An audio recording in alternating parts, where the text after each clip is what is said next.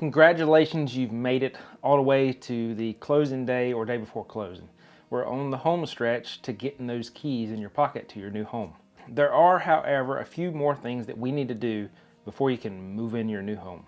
So usually the day before or the morning of, we'll do what's called a final walkthrough. We'll go in the home and there's 3 things we're really looking for. One of the main things is that when they were moving out, moving beds and large pieces of furniture, did they put a hole in the wall? Is there any kind of damage they did on their way out that would prevent you from closing?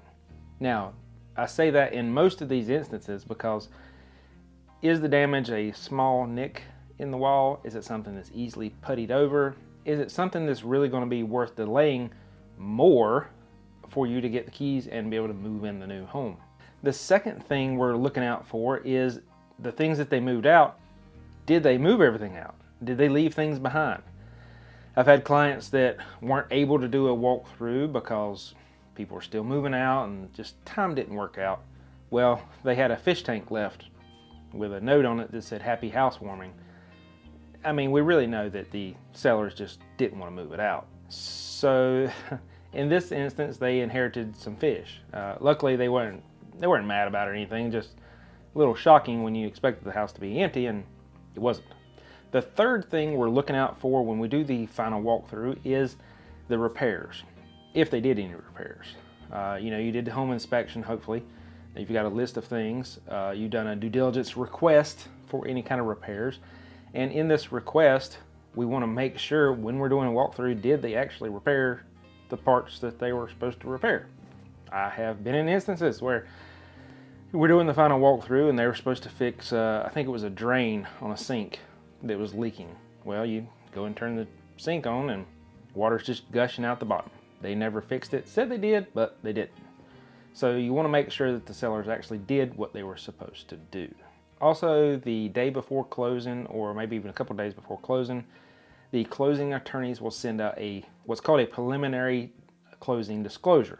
It has all your numbers on it, what you're either going to make as a seller or what you're going to owe as a buyer, and the fees and different additions that are on that adds up to what's called your closing cost, or the amount of money you'll be getting in your pocket as a seller. We really want to look at these disclosures pretty closely because, lawyers are human and they do make mistakes.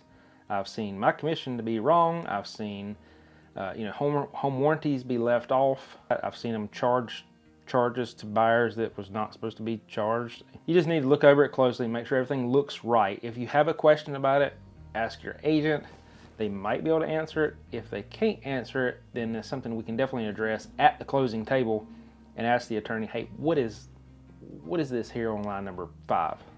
Also on this bit of paperwork, we'll have your cash to close.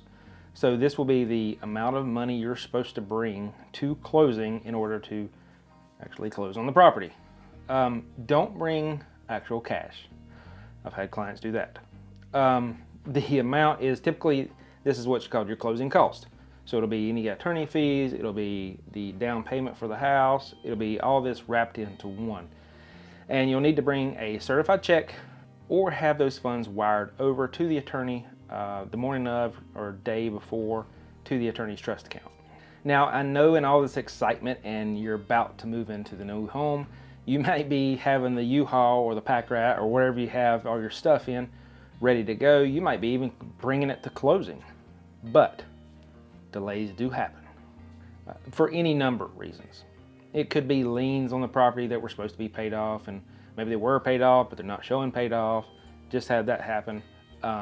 Could be that the seller just didn't quite get moved out on that day that he was supposed to.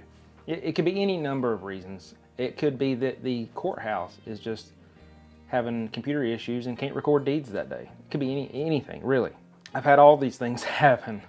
And this is also why I hate to close on Fridays, because you as a buyer don't typically, or you're not supposed to, get the keys to the house until the deed is recorded.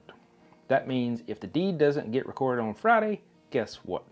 You're not getting keys until Monday, hopefully, if it gets recorded then. That's why I typically like to do my closings like middle of the week. So if there's any delays, at least typically you can record the next day or Friday, and you're not waiting all the way through the weekend, you know, spending a night in a U-Haul or a motel until you can actually get the keys to your new home. Now that's going to conclude our 6-part series in buying a home in North Carolina. If you got any questions, feel free to reach out, give me a call, text. I'd love to hear from you, and I hope a couple more of these videos here are helpful too, and I look forward to talking with you down the road. Thanks.